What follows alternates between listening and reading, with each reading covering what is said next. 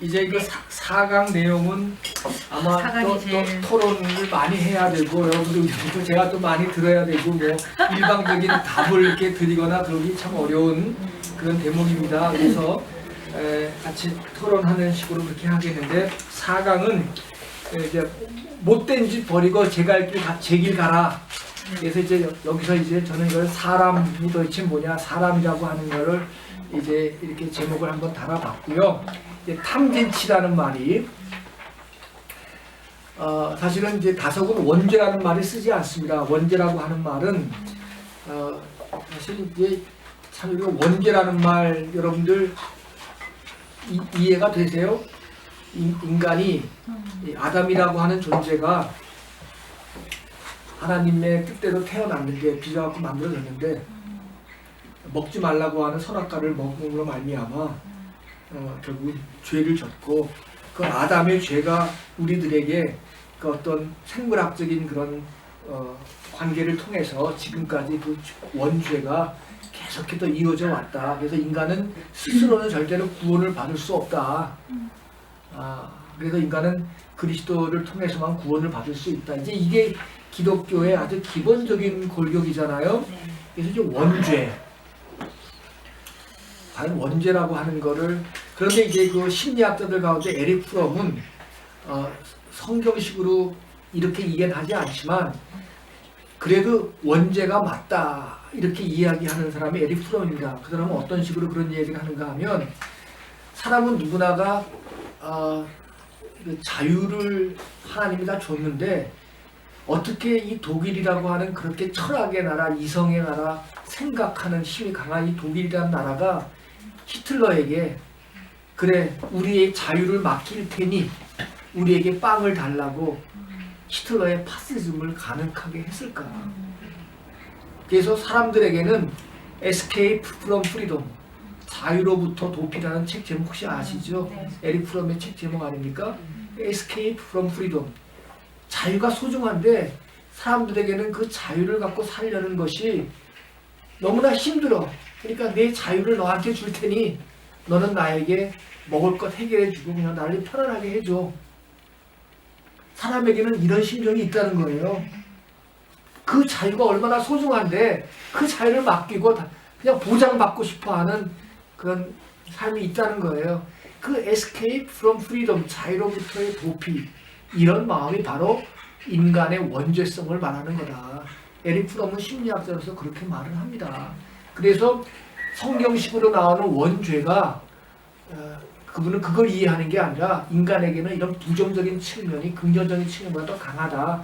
근데 서구적인 전통에서 나오는 사상가들은 어떻게 해석하든지 인간에 대한 긍정성보다는 인간에 대한 부정성을 더 강하게 말합니다. 그 예를 이제 독일이라는 파시즘을 탄생시킨 독일이라는 나라에서 그 신뢰를 드는 거예요. 어쨌든 원죄가 뭐 이렇게 됐건 저렇게 됐건 하여튼 원죄라고 하는 것이 부정될 수 없다라고 보는 게 이제 서양의 기독교적인 이해입니다. 근데 다석에게는 원죄라는 말은 다석에게는 없어요. 다석은 쓰지 않아요. 원죄라는 말 자체를 쓰지 않고 다석에게 중요한 거는 인간 속에 하늘로부터 받아서 할 것을 가지고 있다. 그래서 바탈. 지난번 공부했죠? 하늘로부터 받아서 할 것이 있다. 그걸 읽으니까 바탈을 읽으니까 바탈. 그게 이제 한문을 쓰면은 성자잖아. 인간의 본성 아닌가 성자. 바로 인간의 그 본성이 우선이에요. 하늘로부터 받아서 할 것이 있다는 긍정성이 더 우선이에요.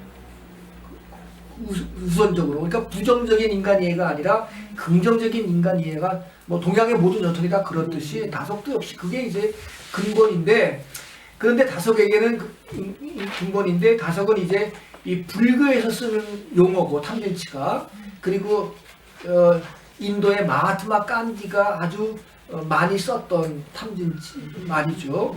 그래서 이제 이 말을 기독교의 원죄라고 하는 그 말 대신에 이 탐진치라는 말을 써요. 그렇지만 이 탐진치라는 말이 인간의 근원적인 본래성이 부정적이다라는 의미로 쓰는 게 아니라 인간의 본래성은 긍정적인데 탐진치로 말미암아 인간의 그 본래성이 많이 마치 달의 그림자가 가려지듯이 그렇게 인간의 본성이 그것 때문에 가려진다. 그러니까 그걸 어떻게 하든지 걷어내면 좋겠다.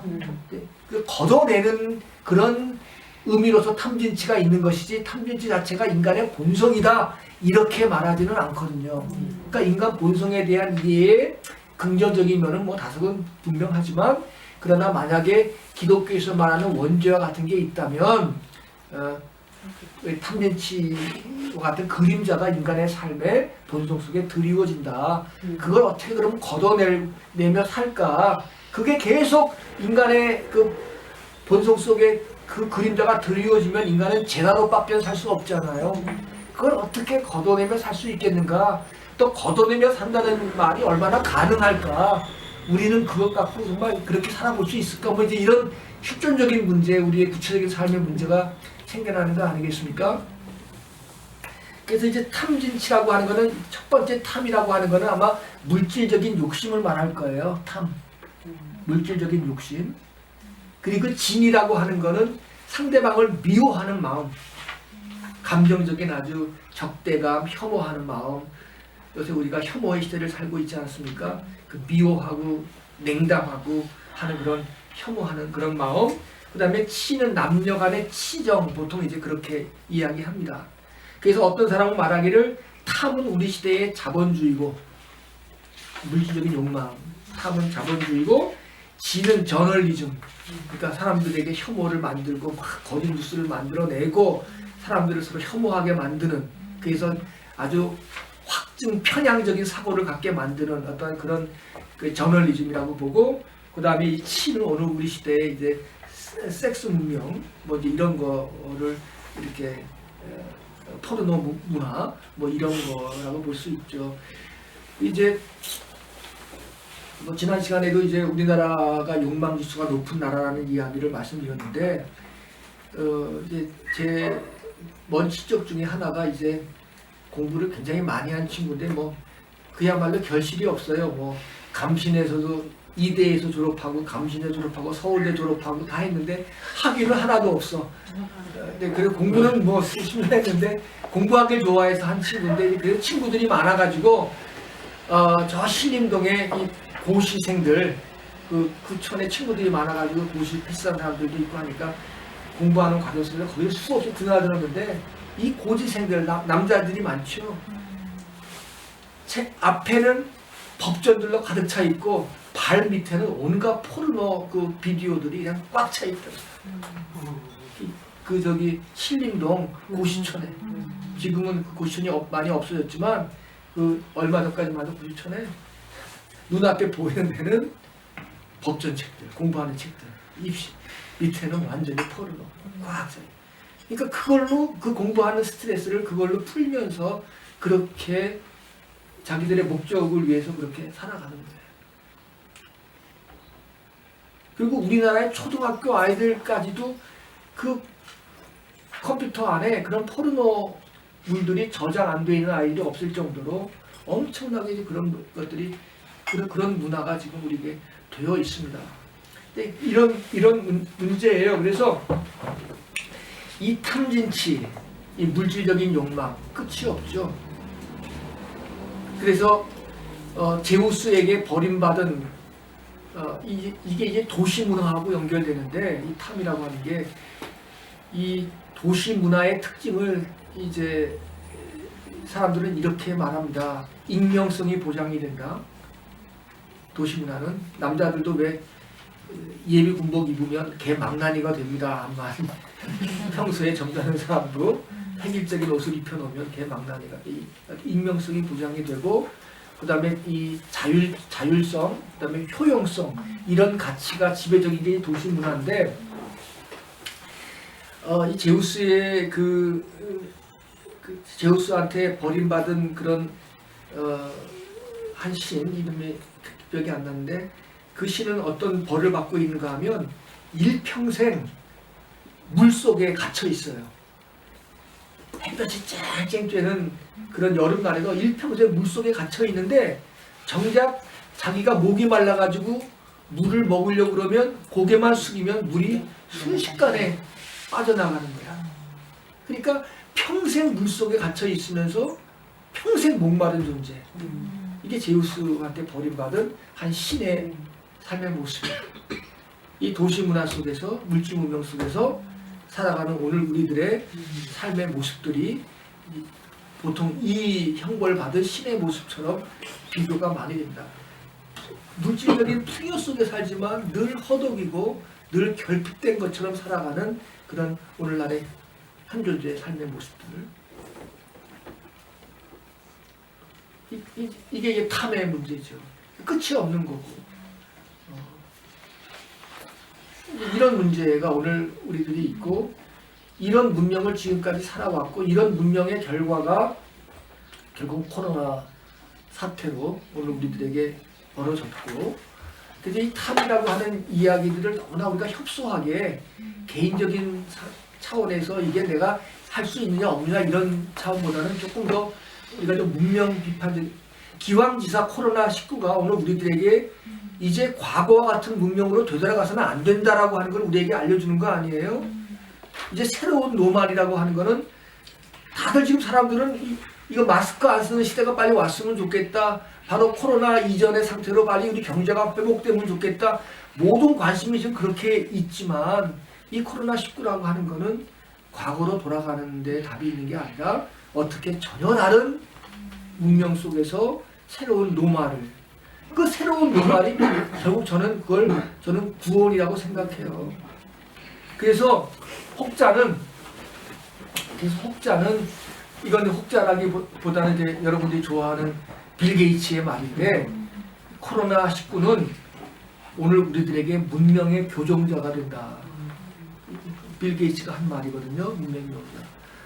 결국 이제 우리의 지금까지 살아왔던 문화를 거대하게 바꾸는 그런 역할을 해서 우리에게 다른 길로 가게 해야지 과거로 가면 안 된다라는 이야기를 해주고 있기 때문에 이 탐의 문제를 우리는 한번 좀 그런 차원에서 한번 좀 생각을 해보자. 그래서 우리 지난번 베리자예프를 이야기할 때 이 단순성이라는 이야기를 많이 했잖아요. 사실 신자유주의라는 게 뭡니까? 프랑스 대혁명에서 자유평등 방해의 세 색깔의 깃발이 있었잖아요. 그동안 자유와 평등 이 가치를 사실은 일반 백성들이 못 누렸잖아요. 자유도 없었고 평등하지도 않았잖아요. 근데 자유와 평등의 가치를 프랑스 대혁명이 찾아줬고 3세기에 그걸 표현했잖아요. 근데 그 자유를 하나는 자본주의가 가져가고 평등을 사회주의가 가져갔단 말이죠.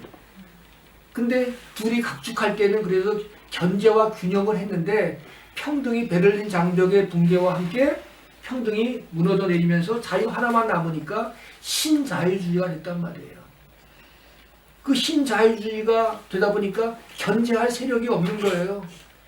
그러니까 신자유주의라고 하는 것이 이 세계를 지배하는 유일한 가치가 되어버리니까 약육강식이 되어버린 거고, 결국 신자유주의의 결론이 코로나19로 약이 되었다라고 지금 보는 거죠. 그러니까 강대국이지만 마스크 하나 만들 만한 제조 산업이 없는 나라가 된 거죠. 그런 지금까지 무가치하고 값없고 돈 안 되는 거는 다 저 가난한 나라에 다 외주로 맡기고 자기는 돈 되는 무기나 만들어 팔고 뭐 자동차 팔고 이러면서 완전히 마스크 대란이 일어날 정도로 지금 세계가 그렇게 됐던 거 아닙니까? 신자유주의. 비교 우위 속에서 우리는 우위된 것만 다 한다. 저 돈 안 되는 것들 저것들은 더 가난한 나라 가져가서 제조업 해라. 근데 우리나라는 제조업을 그래도 지켰거든요. 그게 우리나라가 사실은 코로나를 이겨낼 수 있는 그런 하나의 방편이 된 건데, 이 신자유주의, 자유 하나만의 신자유주의 문명에 대해서 탐욕의 문명이고 경쟁의 문명과 약육강식의 문명인데, 이 문명과 맞설 수 있는 하나의 대안적인 가치가 있다면 그거는 뭐냐?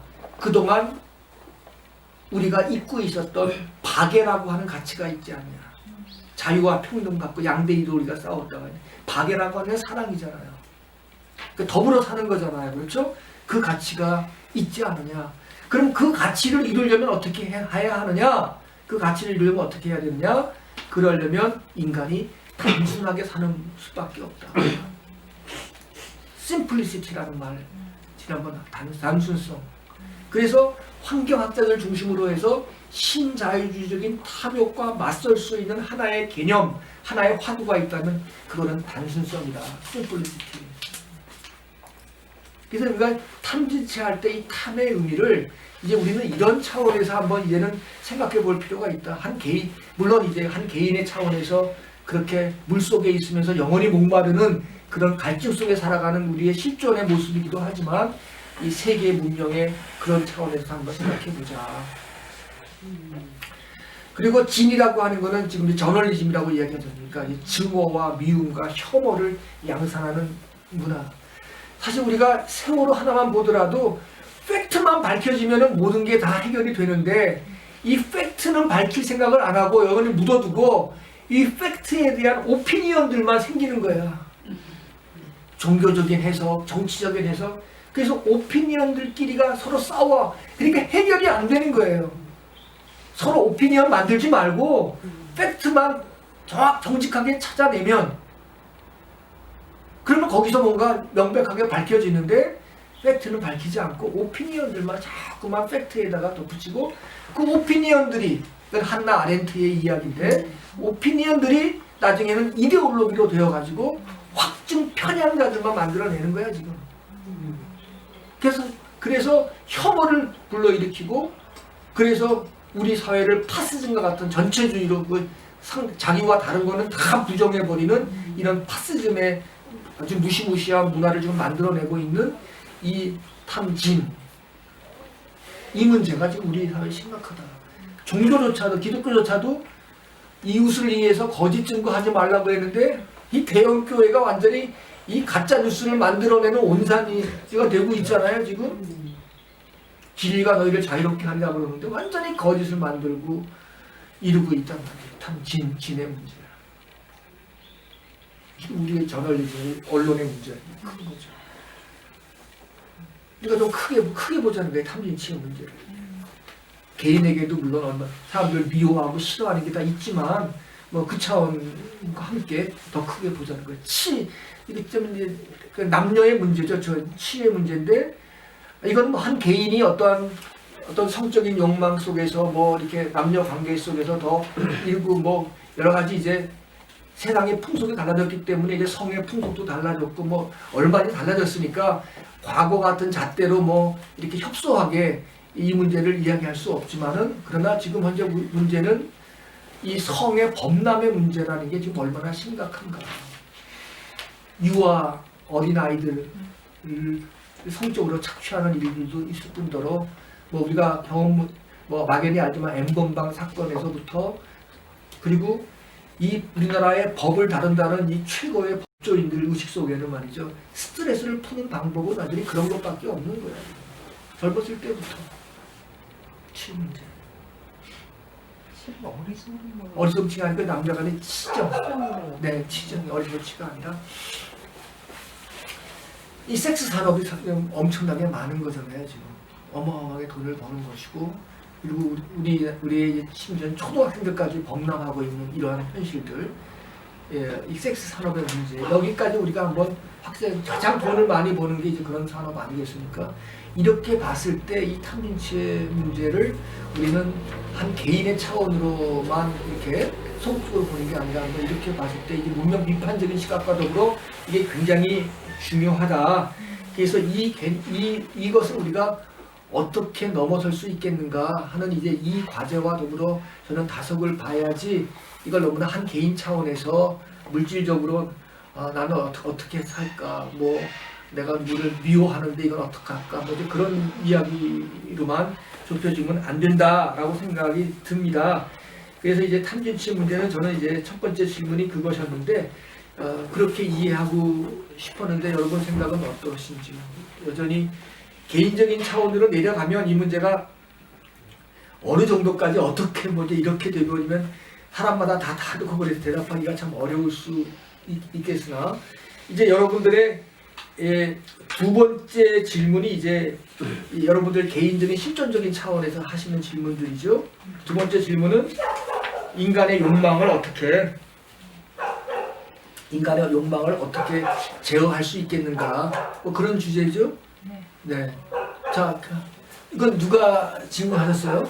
질문하신 분이 한번 질문의 요지와 또 생각하시는 답이 있는지 한번 누가 질문하셨습니까? 손가락. 네, 제가 4강을 그때 네. 맡았어가지고 네, 네. 읽다가 너무 좀 말이 안 되는 것 좀 같은 게 있죠. 답이 안 나오는 네, 그렇죠. 부분이라 네. 이걸 어떻게 해야 되나. 네. 글쎄요. 그리고 최근 들어서는 아까 뭐 N번방 이것도 나왔지만 그 처벌을 하는 당사자들도 뭔가 이미 좀 아까도 말씀 나왔지만 뭔가 그거를 나아지게 한다기보다 그러니까 참 저는 너무 답답한 그래서 답답하죠. 예, 네, 그래서 그렇습니다. 사실 이것 뭐 그런데요. 이건 뭐 여러분들끼리 더 토론을 해서 여러분들이 스스로 답을 얻어 가시는 수밖에 없는데 이건 뭐 답이 뭐 제가 뭐 답을 말할 수 있겠어요. 이건 뭐 안 되는 거고요. 근데 이제 다석은 이제 여러분의 질문 속에는 다석이 너무 금욕주의가 아닌가. 뭐 이제 그런 느낌도 받으실 수가 있죠. 그렇죠? 다석이 금욕주의죠. 우리가 과연 금욕주의적으로 살 수 있겠는가? 뭐 이런 질문도 이제 우리가 이제 우리의 실존적인 차원으로 내려왔을 때 다석과 더불어 이제 씨름해야 될 문제가 있다면 이제 그런 질문이 아닌가 싶은데 제가 지난번에 말씀했는지 모르겠어요. 이제 조현 기자랑 우리 이제 환희당 포럼이라고 한 달에 한 번씩 평창동에서 하는 모임이 있는데 그 모임의 초기에 같이 참여했다가 중간에 이제 그만두고 가신 스님이 한 분 계세요. 그 스님 어떤 분인가 하면 그분은 7년 동안 토굴에서 면벽 실현을 하셨던 분이에요. 토굴에서 7년 동안 뭐 자기가 굴 속에서 나오지도 않고 그러니까 뭐 대단한 돌을 닦은 거 아니겠습니까? 근데 그분이 돌을 닦고 나오면서 지나가는 여인을 보고 참을 수가 없는 거예요. 돌을 닦았는데 7년 동안 그래가지고 그 길로 가서 자기의 욕망을 해소하는 방법을 찾고서 그리고 자기가 원래 7년 끝나고 나서 자기가 하려던 그 길을 접고 전혀 다른 길로 걸어갔어요. 그러면서 이제 그 이야기를 우리들한테 하는 거죠. 처음에는 같이 이제 공부하는 모임을 같이 했다가 이제 지금은 이제 도남동 어디에서 무슨 선언을 하고 계시는 분이죠. 그러면서도 이제 아마 그런 경험을 하면서 뭔가는 그 이전과는 다르게 아마 불교도 이해할 것이고 선언도 그렇게 꾸려가시지 않겠나 싶은데 뭐 부끄러움 없이 그렇게 된 걸 어떡하냐는 거예요. 자기가 의도한 것도 아닌데 지나가는 어떤 그 보더니 7년 동안 그렇게 했던 게 하루아침에 그렇게 무너져 버리는 거예요. 그런 경험을 했다는 거예요. 이제 이런 걸 보면서 이제 하는 말이 이제 뭐 저희 이제 동양철학 공부하시는 뭐 여러 선생님들하고도 운동을 했는데 이 좁은 의미의 금욕주의는 결코 성공할 수가 없다. 좁은 의미의 금욕주의는 결코 성공할 수가 없다. 이건. 그래서 다석을 이렇게 협소하는 금욕주의자로 보지 말고 이 다석에게는 그런데 뭐가 있느냐? 다석에게는 이제 그 다음에 이제 해원의 문제하고도 여러분 이제 관계되는 건데, 다석에게는 이 허공, 그러니까 있음보다 없음이라고 하는 더 큰 우주, 그러니까 항상 서양 철학도 그렇고 우리들 의식 속에는 항상 무엇이 있다라는 생각만 하고 있잖아요. 있다. 그 있다라고 생각하다 보면은 견물생심의 대상이 되는 거야. 모든 게 사람이건 물건이건 간에 견물생심. 그런데 있음보다 더 크고 광대한 없음이 있다라고 하는 이 세상에 대한 자각과 그 빈탕이라고 하는 어마어마한 큰 세계를 생각하면 견물불가생이야. 사물을 보고도 마음이 일어나지가 않는 거죠. 그러니까 있음을 자꾸만 생각하면 견물생심이지만 없음을 생각을 하면 있음보다 더 근본적인 더 큰 세상이 없음이라고 생각하면 뭔가 있음에 대한 집착도 없어지는 견물불가생. 그래서 이거는 협소한 그 금욕주의로 해결될 수 있는 문제가 아니라 다석은 있음보다는 더 큰 없음에 대한 이 큰 의식 속에서 견물생심의 경지를 벗어나는 이런 의식 속에서 다석은 이제 이런 말을 했다라고 우리가 그렇게 이해하는 것이 옳지 않겠는가. 이제 저희들끼리도 토론하면서 결국은 없음에 대한 우선성, 없음에 대한 그분의 철저한 빈탕에 대한 신뢰, 그 빈탕과 더불어 맞춰 놓으려고 하는 더 큰 호연지기, 이런 것이 그의 그 좁은 금욕주의, 작은 욕망들을 넘어설 수 있는 그런 게 되지 않았겠는가, 이제 그렇게 해석을 했습니다. 그래서 이제 다석은 그런 의미에서 너무나 협소한 의미의 금욕주의자는 아닌 것 같고, 그런 금욕주의는 다 실패하고 만다.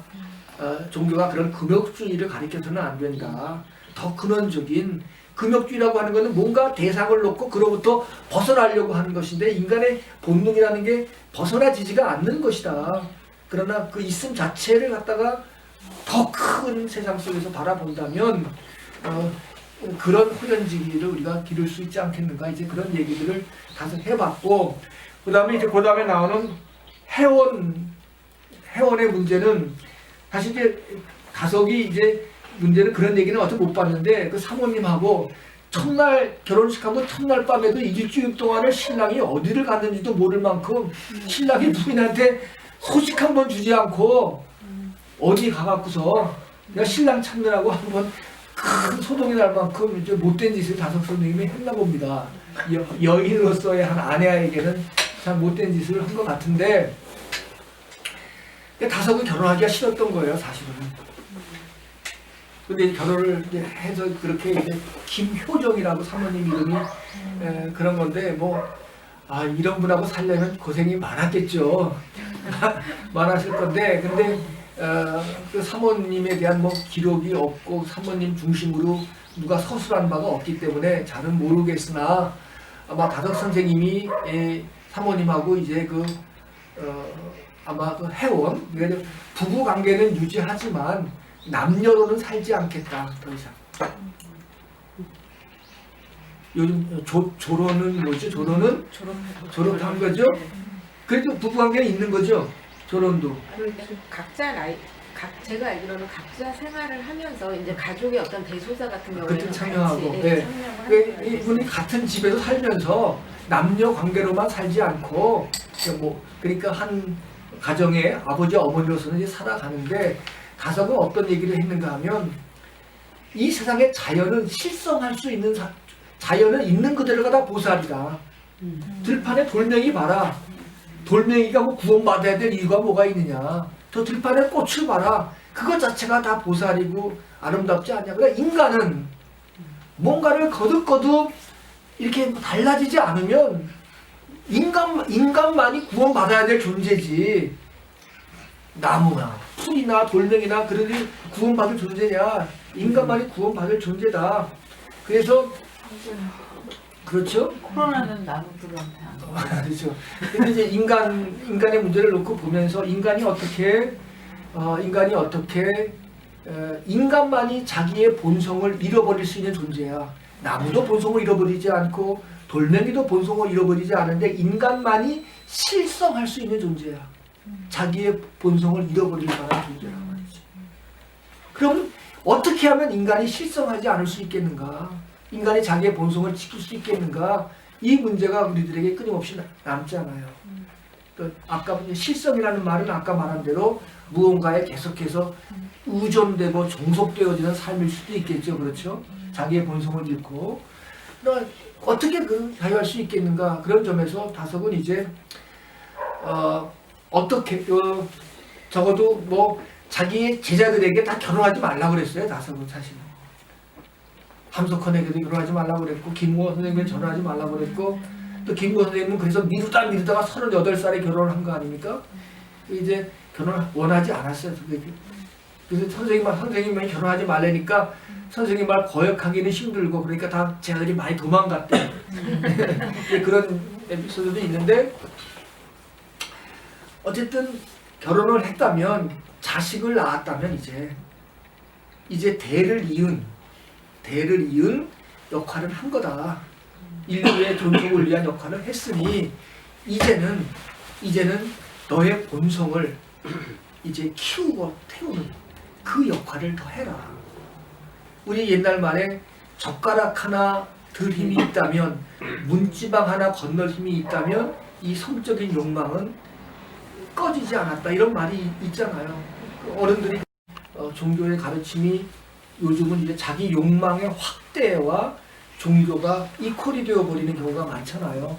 그 종교의 역할이 사실은 욕망 확대는 아니고 욕망을 그렇다고 해서 완전히 욕망을 없애는 게 아니라 욕망을 적절하게 조정하는 역할을 하는데 요즘 종교라고 하는 데는 인간의 욕망을 확대시키는데 큰 일조하지 않습니까?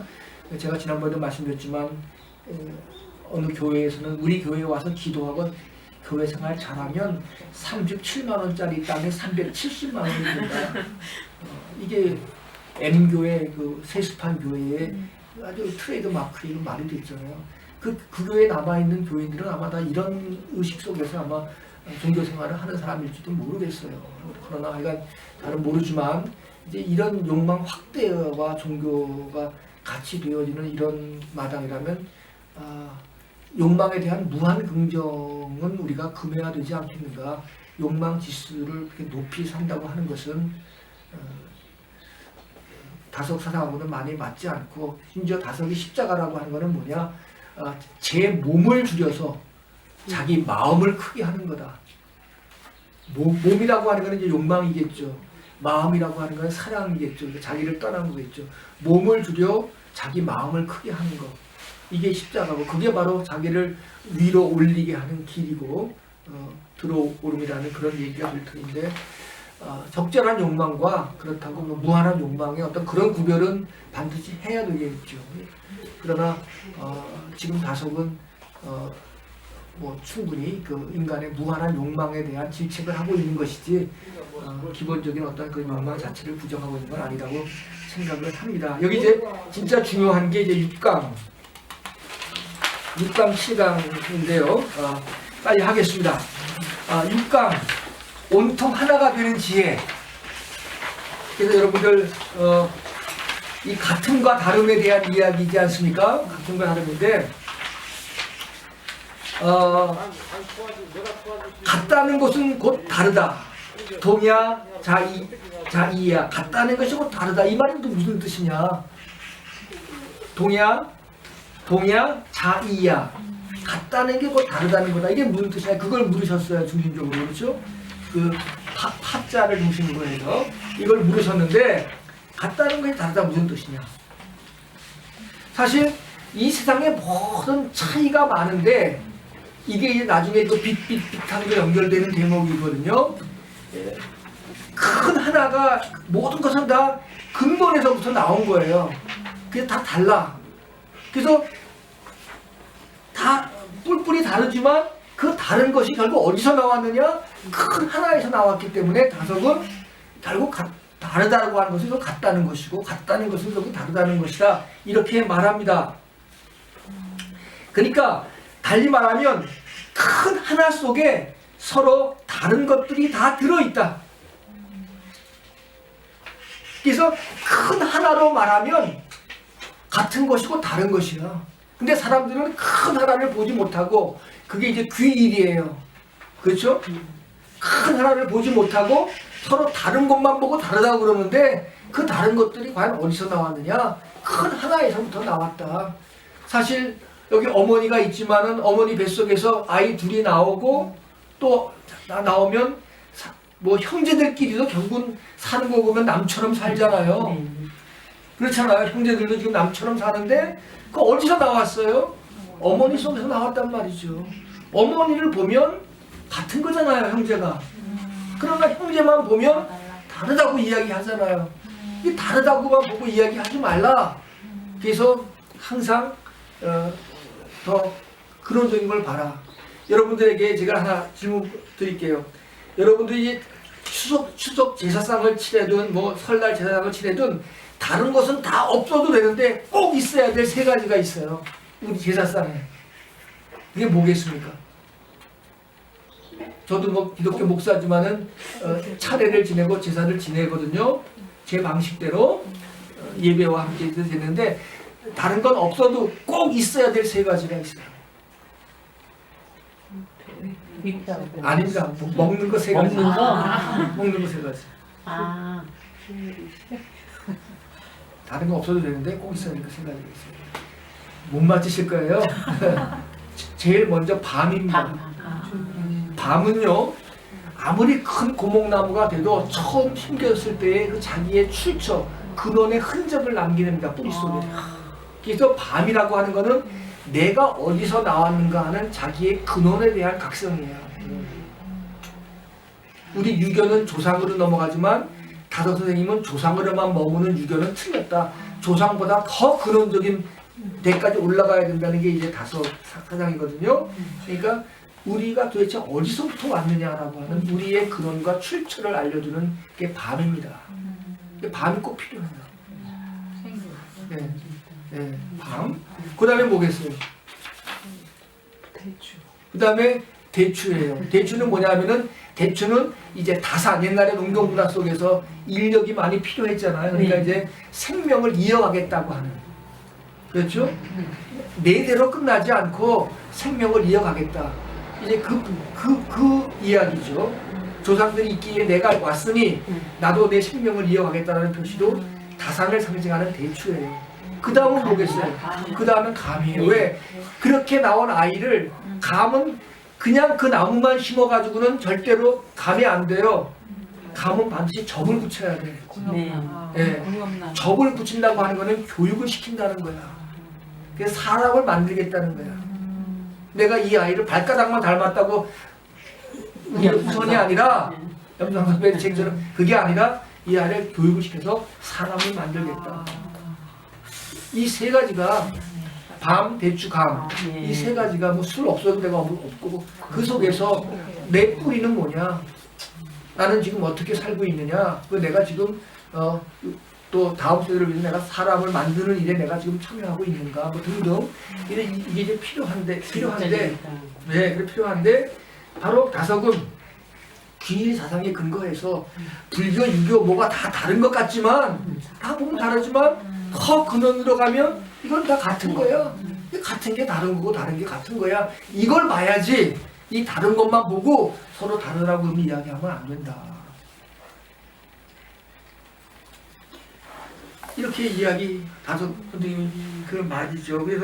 그래서 이제 이단 정죄 문제를 하셨는데 그 사실은 이단이라고 하는 거는 지금 기성교회가 잘못했기 때문에 이단이 나오는 거예요.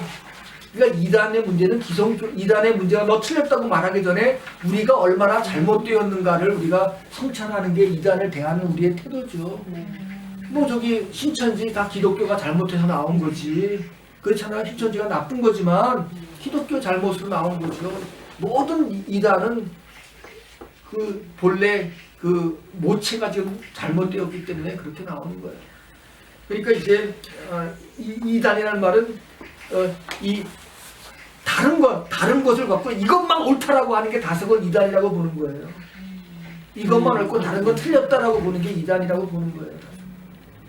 오히려 우리는 더 근원적인 하나를 봐야 되고 다른 게 결국은 같은 거다라고 이렇게 봐야만 이게 대동세상이 되는데 내 것만 옳고 너는 틀렸다라고 보는 게 바로 이단이다. 그래서 이단은 같음을 생각하지 않고 패거리를 만드는 거다 한마디로. 또 우리 사회가 사실은 한국도 이게 참 이 패거리 문화들 뭐 이렇게 있는데 대동세상 된다는 게 얼마나 요원한 일이겠습니까? 그래서 이제 그런 문제를 보는 거죠. 그래서 이제 7장 7강에 넘어가면 삶을 짐으로 만들지 마라. 사실 삶이 축복인데 삶이 은총인데 삶이 짐이 되는 경우가 너무 많잖아요. 삶이 너무 무거운 거예요. 그러니까 삶을 짐이 되게 만들지 말라. 근데 이 이야기들 7강은 제목을 뭘로 붙였을까요, 제가? 네, 자유군요. 예, 자유. 자, 여기서 이제 그 법이라고 하는 법이라는 건데, 이제 여기서 강조점은 뭐냐 하면은 지혜라고 하는 것, 지혜라고 하는 거는 뭐냐? 반드시 행위로 드러나야만 그게 지혜다. 그러니까 내가 아무리 많이 믿어도 나는 내가 행하는 것만큼만 아는 거야. 우리 지금 많이 알잖아요? 많이 알잖아요? 근데 내가 행하지 않으면 그건 아는 게 아니야. 행하는 것만큼만 아는 거야. 그러니까 안다고 말하지 마라. 많이 행하는 사람이 많이 아는 거고, 또 실질적으로 많이 행하는 사람이 많이 믿는 거야. 이 자기의 꾹 쥔 손바닥을 펴는 일이 얼마나 어려운지 아시죠? 이거 다 움켜쥐고 살잖아요, 그죠? 이거 펴는 일이, 이 쉬운 펴는 일이 이게 얼마나 어려워요. 근데 한번 펴보세요. 이것도 자꾸만 해보세요. 자주 펴지게 돼요, 이거. 움켜쥐면 절대로 못 펴요. 근데 한두 번 펴보시면요. 아주 쉽게 펴집니다, 이거. 펴는 게 내려놓는다는 거예요. 움켜진 거를 버는 거죠. 한두 번 해보면요. 이것도 습관이 될 수 있어요. 습관이 될 수 있어요. 그러니까 이게 기적이에요, 이게. 움켜진 손을 펴는 게 기적이야. 그리고 이 펴는 것 자체가 지혜야, 이게. 행인데 이게 지혜예요. 이게 바로 법이라는 거예요. 법이라는 게 따로 있는 게 아니고, 이 법이라는 게 하는 게 뭡니까? 이게 상수변에 이 물가변에 물로 따라 흘러가는 거거든요. 이게 법이라는 게 막힘없이 흘러가는 거예요. 막힌 거를 다 뚫고 흘러가는 게 법이거든요. 이 법이라는 건 지혜예요. 지혜라는 건 결국 뭐냐 하면은 실천의 문제야, 사는 문제야. 그래서 우리 동양 전통에서는 지혜나비를 말했고, 우리 기독교는 믿음과 행위는 하나다. 이런 걸 말하는 거죠. 믿음과 행위는 하나고 지혜와 행위는 하나다 말하다. 이걸 말한 거죠. 이제 그래서 이 지혜와 행위 법 들어보는데, 우리 얼마 전에 이제 저도 소백산 비로봉을 올라갔는데, 소백산 비로봉 가보니까 그 정상이 말이죠. 그 꼭대기가 그렇게 넓은 걸 내가 처음 봤어요. 대부분 정상은 뾰족하니 높고 다 밑으로만 보이잖아요. 근데 소백산의 그 기상과 아름다움과 그 소중함은 정상 자체가 어마어마하게 넓은 거예요. 또 꼭대기는 넓어야 돼요. 그게 지혜와 실천, 법의 세계예요. 꼭대기에 올라간다고 그래갖고 여긴 나만 올라갔다, 여기는 내 세계다, 이렇게 말하는 게 아니라 꼭대기는 넓어야 되는 거예요. 지혜는 그래서 삶의 문제, 일상의 삶의 문제하고 직결되는 거예요. 소백산의 비로봉이 정말 그래서 멋진 건물입니다. 꼭대기는 넓어야 된다. 뾰족하면 안 돼요. 소수만 독점하는 곳이 아니라 모두가 함께 있는 곳.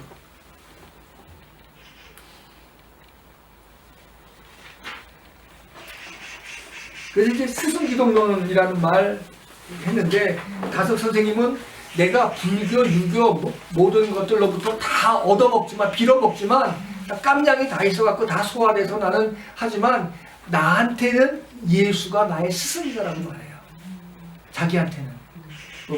그렇다고 석가모니 부처도 하늘로부터 받을 건 다 받은 분이고, 공자도 받을 건 다 받은 분이고, 다 받은 분이지만, 결국 자기에게 스승이라고 있다면 그건 예수가 있다. 함석헌에게 스승이라는 말이 있다면, 다섯이 있듯이 나에게 스승이 있다면 그건 예수다라고 말해요.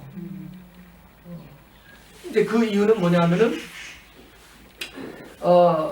그래서 스승기독론이라고 하는 거는, 지금 이거는 이제 보통 우리 교회에서 통용되는 예수는 어떤 예수냐면 구세주 예수죠. 나를 죄로부터 보혈로 구속해주는 구세주 예수. 이게 이제 보통 교회에서 통용되는 예수지만, 다석에게는 스승 예수예요. 동양 전통에서는요, 부모와 자식 간에는 일촌이지만 스승과 제자의 관계는 영촌입니다. 스승과 제자의 관계는 영촌입니다. 스승과 제자가 도를 전수받은 과정을 있잖아요. 전수받으려면 제자는 스승에게 자기가 배운 바를, 깨친 바를 시로 쓰던 글로 쓰던 그걸 오도송이라고 그래요. 깨달음의 노래. 그거를 갖다가 바쳐야 되고, 스승은 그거를 보고 그 정도를 알아서 제자를 인정해 줄 때 비로소 호를 내리는 거예요. 저는 그래서 한국 교회가 권사님, 집사님 이런 말 쓰지 말고 목사가, 그러려면 목사부터 훌륭해야죠. 그래서 목사가 교인들에게 이렇게 세례식을 하면서 뭔가 호를 이렇게 지어주는, 그렇게 호로 교회가 불리어지면 권사, 집사 이런 거 다 빼고 카톨릭처럼 무슨 마리아 뭐 이런 거 말고, 그런 세례명 말고 호로 불려지는 어떤 그런 경험을 한국 교회가 하면 굉장히 한국적이 되겠다 그런 생각합니다. 그 호를 내린다고 하는 것은 그로써 스승과 제자의 관계가 이제 성립이 되는 거죠. 그러려면 제자는 자기의 깨달음의 상태를 알리는 글을 써서 스승에게 갖다 바치는 거죠. 김우호 선생님도 6년 동안 다석을 따라다니면서 어느 날 대학을 따라다니면서 배우다가 대학의 어느 한 구절을 읽다가 뭔가 생각이 들어갖고 막 글을 써가지고 다석에게 갖다 바쳤더니 다석이 하는 말이, 김군, 그때 김군 선생님은 젊었어요. 김군, 이거는 자네가 썼지만 자네가 쓴 것이 아닐세. 그러면서 하늘이 쓴 거야. 잘 썼다는 얘기겠죠. 그러면서 현재라고 하는 호를 내리는 거죠. 그러니까 그분은 나이 80이 넘어서도 선생님의 책을 갖다가 필사하면서 그렇게 그 시간을 그렇게 보낼 수가 있었던 거죠. 스승. 그래서 스승 기독론이에요. 스승은 이들에게는 절대적인 거예요.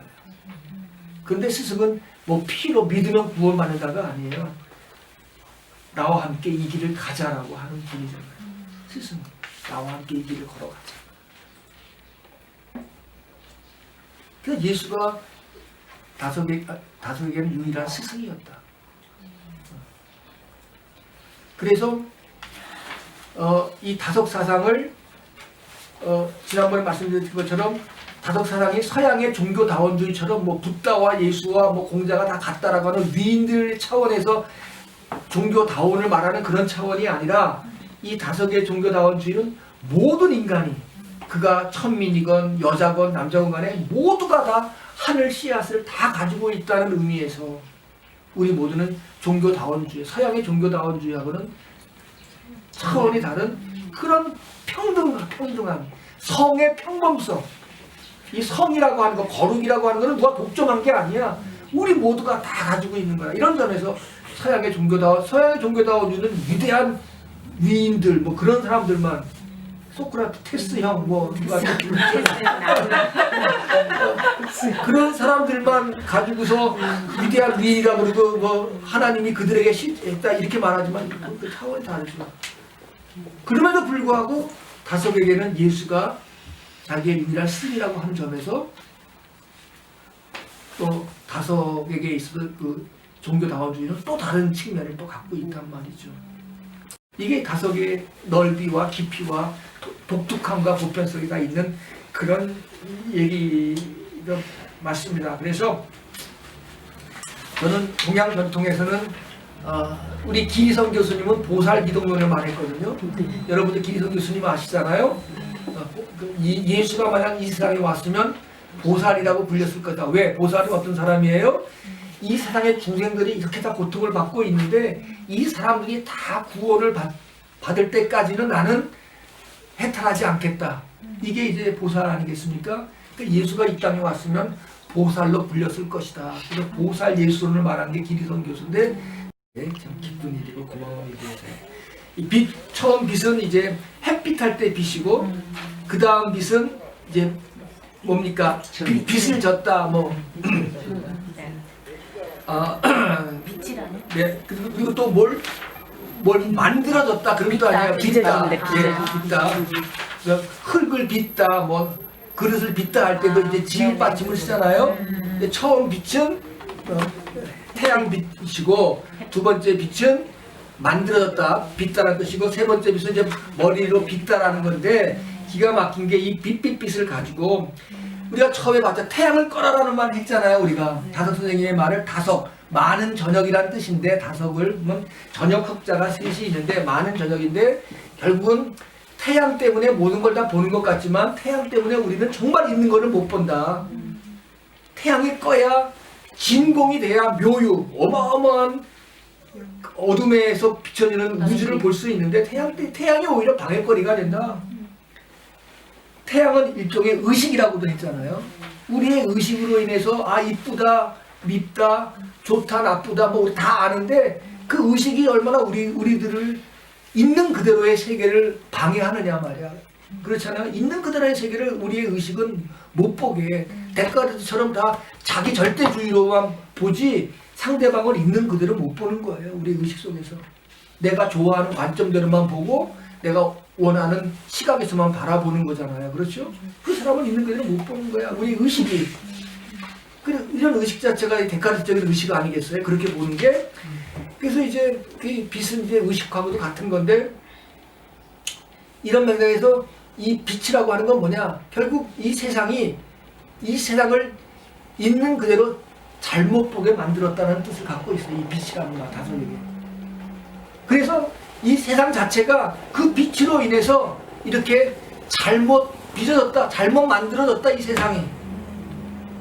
이 세상을 이 머리 빗는 빛으로 다시 가지런히 정돈하고 다시 고쳐놓고 이렇게 해야 되는 것이다.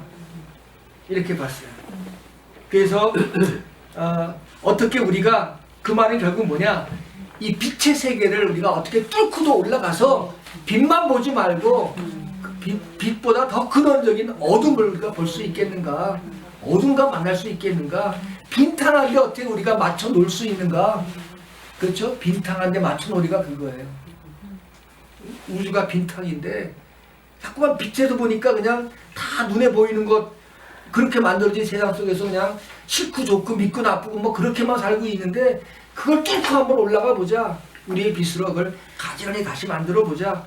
여여한 세계를 한번 다시 만들어 보자. 아직 그게 이제 이 8강의 주제고, 그래서 이 빛빛빛이라는 말이 결국은 시읒 지읒 치읒 미음 비읍 피읒 세계 어느 나라의 언어도 미음 비읍 피읒 시읒 지읒 치읒 이응 히읗 뭐 이렇게 또 꼭지 없는 이거 이렇게 언어가 될 수 있는 언어가 없어요. 이게 삼잠참 삶은 삼잠참이야. 시읒 삶은 한번 죽어야 참이 될 수 있다. 시읒 지읒 치읒 삶은 한번 죽어야 참이 될 수 있다. 시읒 지읒 치읒이야. 미음 비읍 피읒 미음 뭐야? 물어서 불려서 풀어내라. 물어서 불려서 풀어내라. 끊임없이 입에 물고 생각해서 불려가지고 풀어내라. 뭐 이런 의미를 갖고 이게 다 삼수 그 뭡니까? 예, 그게 이제 그 뭡니까? 삼재론이죠. 삼수 변화의 이야기죠. 이렇게 해서 뭔가 나름대로 이렇게 했는데 이제 여기 이제 이 다섯의 언어관을 물으셨잖아요.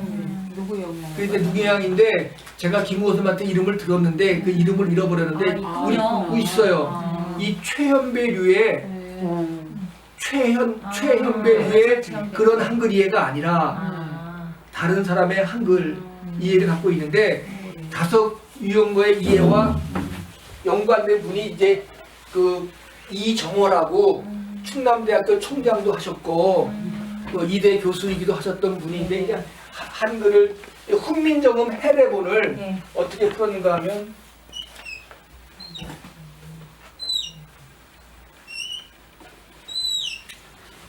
이게 사람이잖아요. 이응이잖아요. 여기 이제 기역, 니은, 시읒 이렇게 하면서 훈민정음 해례본에서 이 기역이라고 하는 거는 뭐냐? 우리말의 많은 부분이 이 기역은 하늘로부터 내려오는 것을 뜻하는데 우리말의 거룩한 것, 뭔가 좀 의미심장한 거는 다 이런 기역자로 많이 시작을 해요. 거룩, 검, 뭐 단검, 뭐 이렇게 많이 그런 예를 무지하게 많이 해놓고 이제 니은은 뭔가 이거를 받는 거예요. 위에서부터 내려오는 거를 받는 거야. 그래서 뭐 받아가지고 우리가 난다. 그리고 뭘 위로부터 내려오는 걸 받아가지고 우리가 막 난다. 뭐 그런 얘기가 이제 많아요. 그리고 기역과 니은을 합하면 미음이 돼요. 네. 예. 뭐 이제 이런 식으로 저도 이제 많이 잊어버렸는데 이런 식으로 우리만의 그 훈민정음 해례본에서 근거해서 이런 식으로 뜻을 풀어가지고 이제 이것도 역시 이제 우리 한글을 갖다가 뜻글자로 만들어 보려고 하는 거잖아요. 그렇죠? 본래 기역자는 뭐 목구멍에서 어떤 소리고 뭐 혀가 어디 가야 들어오고 그렇게 설명하는 건데 이 기역을 보면서 하늘로부터 내려오는 수많은 그런 그 의미를 담은 글자가 다 이 기역을 갖고 다 시작한다.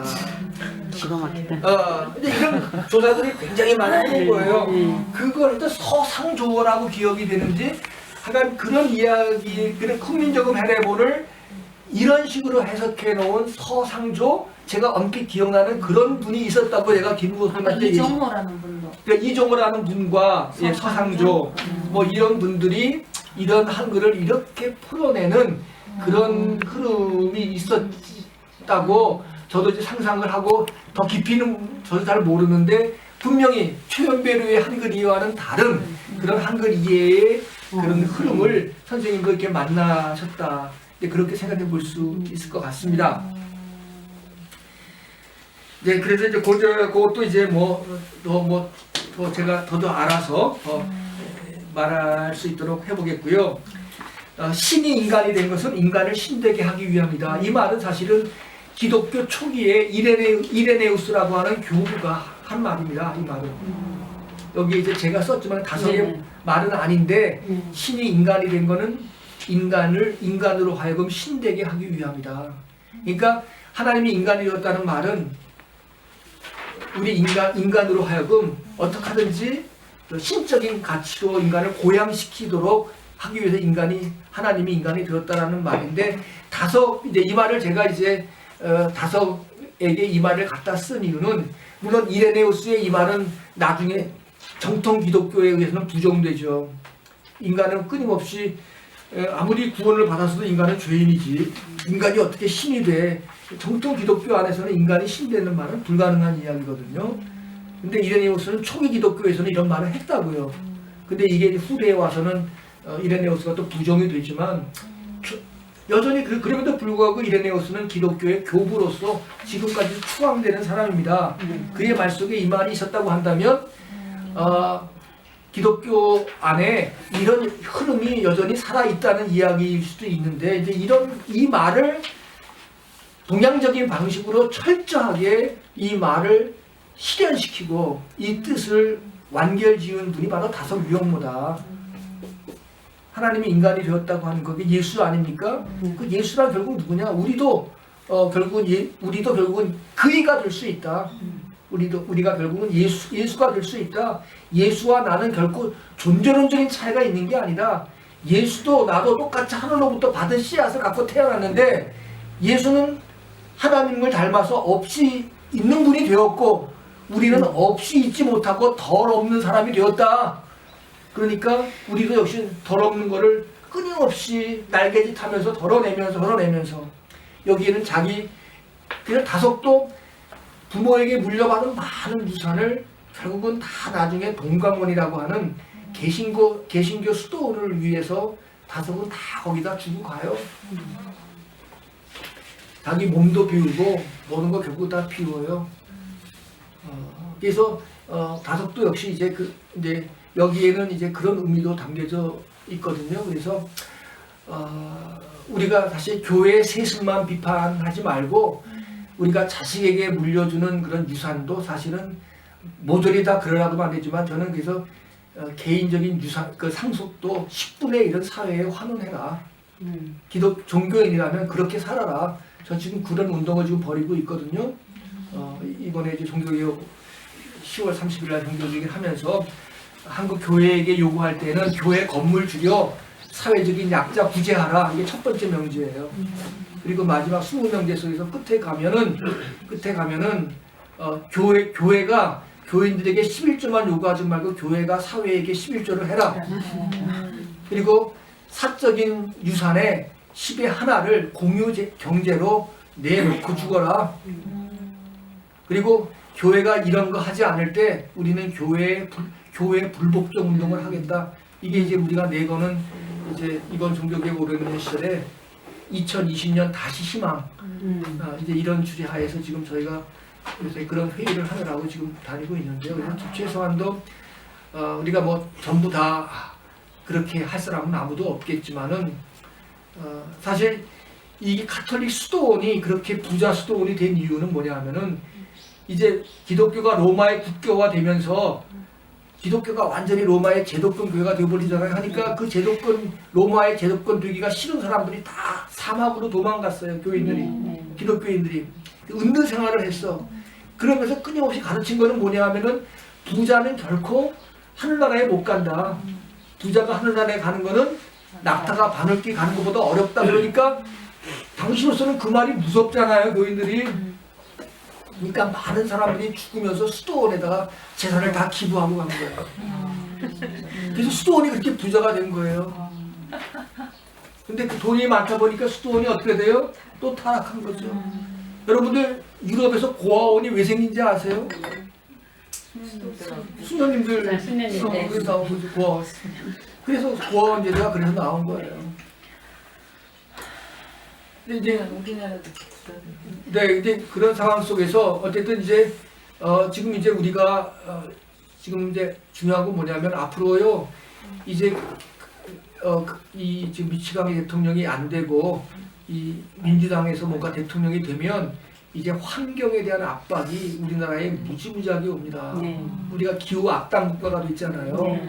그러면 어떻게 해야 되는가 하면 지금 이 포항제철이니 당진 화력발전소니 이런 데에서 발생하는 이산화탄소의 양이 우리나라 전체의 30%가 넘어요. 이제 그거 다 가동 중단해야 돼요. 근데 그렇게 이산화탄소 발생을 하면 안 돼요. 그러면 거기에 종사하던 수많은 사람들이 다 실직자가 되고 있습니다. 이제는 기업의 구조가 바뀌어야 돼요. 산업 구조도 달라져야 되고요. 그렇게 되려면 이제는 우리 속에서 이제 그래서 기본소득이라는 말이 그래서 필요한 거예요. 그 많은 사람들이 다 실직자가 되어버리고 그런 과정에서 새로운 산업 구조로 변환되어지는 과정에서 살 근거를 마련해 줘야 되는 거예요. 그래서 지금 우리 굉장히 많은 이제 이 코로나 이전으로 돌아 못 가고 또 미국 대통령이 이제 그 사람이 되면은 클린턴은 지금 경제 때문에 환경을 죽이고 있지만 민주당은 이제 안 그럴 거거든요. 이제 환경을 가지고 세계에 또 구조적인 역할을 할 거라고요. 그렇게 되면 우리나라의 사실은 트럼프보다 실질적인 더 압박이 더 커져요. 우리는 무지무지하게 많은 산업 구조를 변경시켜야 돼요. 지금 이산화탄소량 우리도 30%를 줄여야 되거든요. 어쨌든 간에 안 줄이면 안 돼요. 이제는 무역 못 해요. 그러려면은 우리 구조를 바꿔야 되는데 그 많은 인력들이 다 나오는데 그 돈이 정부만 갖고는 안 돼요. 이제는. 그래서 이제 우리 종교인들이 이럴 때 위기가 기회라고 우리들도 이런 사회적인 책임의 문제들을 해서 우리의 사적 재산도 이제 일정 부분 그렇게 내놓을 필요가 있는 때가 됐다. 우리 뭐 이제 그래서 좀 그런 얘기도 지금 많이 하는데 왜 이런 얘기가 나오는지 모르겠습니다만 하여간에 신이 인간이 된 것은 인간을 신되게 합니다. 우리 인간도 사실 성만찬을 우리가 하잖아요. 구약에서는 하나님을 보기만 해도 죽는데 우리는 먹어. 신약에서는 그 하나님을 우리가 먹잖아요. 떡과 포도주로. 그러면 뭡니까? 루터는 그걸 어떻게 이제 카톨릭에서는 그 떡과 포도주 자체가 하나님의 살과 피라고 그렇게 믿고 있지만 우리 개신교는 그거를 이제 떡과 포도주 자체가 하나님이라고 믿지는 않아요. 어떻게 믿냐면은 이제 예수의 그 마지막 죽음의 뜻을 기억하는 어떤 그런 의미로 우리 개신교는 받아들이고 있는데 그렇다면 어쨌든 카톨릭과 개신교가 하나가 되기 위해서 성찬의 통일을 어떻게 했는가 하면 이렇게 했어요. 좋다. 우리가 떡과 포도주가 하나님의 살과 피는 아니지만 우리가 믿음을 가지고 떡과 포도주를 먹었을 때에 우리 안에 모셔진 떡과 포도주가 예수님의 살과 피가 되었다고 믿자 우리가. 그러면 어떻게 되느냐? 우리의 몸이 아니라 예수의 몸이 된 거 아니냐. 그러면 우리의 몸은 어떻게 해야 되느냐? 예수의 몸처럼 세상을 위해서 바쳐져야 된다. 이게 성만찬 행위를 하는 우리의 궁극적인 목표다.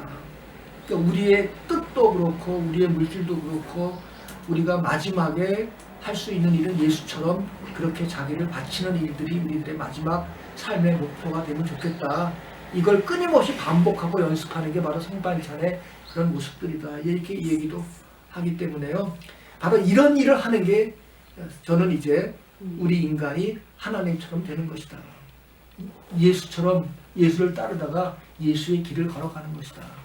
다석이 저는 이 초대 교부 이레네우스의 이 말을 다석은 이제 이런 식으로 해서 우리로 하여금 신되게 예수되게 이 예수처럼 그 길을 가다가 우리가 예수가 되라 이렇게 말하는 것 아니겠는가 그렇게 생각을 하고 우리의 종교의 어떤 궁극적인 목적이 제도를 떠나서 이런 삶을 살 수 있는 데까지 우리의 삶이 여기까지 위로 올려줘야 되겠다라는 생각을 이제 이 그 8장에서 그렇게 하고 그렇게 하는 게 이 세상을 빗질하는 것이다. 이 세상을 잘 빗질하는 세상을 구원하는 것이다. 그렇게 보는 것 같고요. 여기 이제 탕자의 9장 탕자의 비유 물으셨는데 이 9장이 아마 인과일을 그치라는 말이죠. 네. 넘어서 그죠? 네. 인과율. 여러분들 인과율이 뭐냐 하면은 이런 거 있잖아요. 내가 이게 큰 아들과 작은 아들의 이야기인데 사실 큰 아들이 아버지의 재산을 더 많이 받아야 되죠. 큰 아들은 아버지 곁에서 죽도록 일하고 아버지의 말씀대로 했는데 작은 아들은 그냥 재산을 챙겨가지고 나가서 다 탕진하고 거렁뱅이처럼 돌아왔는데 아버지가 그를 다 받아주고 살찐 송아지를 주고 막 이런 거잖아요. 근데 이제 이게 성경에 나오는 탕자의 이야기인데 이 이야기를 어떻게 이 다스님이 읽었냐 하면 세상에 인과율이라는 게 있다. 그거는 뭐냐? 내가 너에게 콩 한 대를 주면 너도 나에게 콩 한 대를 주고 그렇죠? 세상은 다 기브 앤 테이크의 이런 세상이야. 그렇죠? 내가 뺨 한 대 때리면 너도 뺨 한 대 때리고 다 인과율로 얽혀져 있는 세상인데 인과율을 넘어서는 게 복이 있다는 거야. 한마디로 말하면 인과율로만 살지 말라는 거예요. 그래서 그 얘기를 이제 보면 여러분들 그 성경에 보면 그 포도원에 일하러 온 농부들 이야기 있지 않습니까? 아침 10시에도 왔고 12시에도 왔고 오후 2시에도 왔고 해질 무렵에도 왔는데 다 일정한 하루의 품삯을 나중에 주인이 다 똑같이 품삯을 줬단 말이에요. 그러니까 일찍 와서 일한 사람은 화가 나잖아요. 나는 일찍 왔는데 왜 나는 늦게 온 사람하고 똑같은 품삯을 주느냐. 그러나 예수님의 입장에서는 하루를 살 돈이 필요한 거예요. 모두가 다. 근데 인과일적으로 생각하면 일찍 온 사람이 더 많이 받아야 되고 늦게 온 사람도 조금 받아야 되지만 그러나 이 인과일을 넘어서는 게 축복이다. 그리고 또 성경에 보면은 주인이 잔치를 벌였어요. 근데 사람들이 나는 뭐 결혼식에 가야 된다, 나는 장례를 치러야 된다, 나는 밭을 샀다 그러니까 안 와. 그러니까 주인이 저 길거리에 있는 사람들을 다 불려다가 이 밥을 실컷 먹도록 해라. 이렇게 이제 성경에 이야기가 나와요. 그러면서 하시는 말씀이 되갚을 능력이 없는 사람들을 다 초대하라. 우리는 다 말로 되로 주고 말로 받을 생각을 하는 사람들 아닙니까? 그게 우리들의 인과일적의 사고방식 아니에요. 근데 예수님은 그 잔치 하나님 나라의 비유를 말씀하시면서 되갚을 능력이 없는 사람들을 다 초대해서 배불리 먹게 하라. 인과일을 넘어서는 그런 이야기거든요. 우리들의 일상은 이 인과일의 세계 속에 사는 게 바로 제나의 삶이야. 근데 인과일을 안 하고 살면 손해보는 것 같아. 그래서 다른 선생님은 여기에서 오히려 이렇게 손해보는 삶이 복되다. 손해보는 삶이 복되다. 그런 삶을 살아야 한다. 그렇게 이제 말하면서 바로 이 탕자의 비유라고 하는 것은 그런 인과율을 넘어서는 당연히 아버지 곁에 있는 큰형이 더 많은 재산을 받고 더 많은 대우를 받아야 하지만 그러나 한 영혼이 다시 죽었다가 다시 살아나왔을 때 그 영혼에게 이런 큰 배품과 사랑을 주는 것은 인과일을 넘어서는 거다. 그 인과일을 넘어서는 그 세계가 진짜 종교의 세계다. 저도 한때 교회에서 목회를 해봤어요. 강남에서 한 300명 모이는 교회에 대학 그 감신에 오면서 그 더블잡을 같이 이제 그때 상황이 있어서 했는데 다 뭐 이대 나오고 뭐 그 근처에 아파트 살고 뭐 다 부자 사람들인데요. 저한테 어떻게 흥정하는 줄 아세요? 목사님, 저 이제 아파트 또 이렇게 불이한 방법으로 신청을 한 거야 그걸. 그래서 그 아파트 당첨되면 헌금 얼마 할게요. 기도해 주세요. 이게 우리나라 최고 대학 학벌을 지니고 교회 수십 년 다닌 권사 이런 사람들이 저한테 요구하는 기도예요. 아파트 하나 더 당첨되면 헌금 얼마 하겠습니다. 흥정을 하는 거죠. 오늘의 종교가 다, 그러니까 이제 많은 사람들이 오늘의 교회가 세상과 단 1%도 다르지 않다라고 보는 거예요. 지금. 모든 돌아가는 사고방식이. 이 인과애를 어떻게 끊어내는가. 일상에서 교회 안 나가지만 인과애를 끊어내는 삶이 있잖아요. 그런 삶이 복된 것이고 그런 삶이 종교적인 삶입니다. 제도와 아무 관계없이 의의가 되는 길이에요. 그래서 2장에서는 더 자세히 읽어보시면 저는 2장을 참 좋아합니다. 인과의를 넘어서는 삶. 그게 종교적인 삶의 길이고 우리가 마음을 크게 하는 삶이다. 우리들의 마음을 크게 하는 삶이다.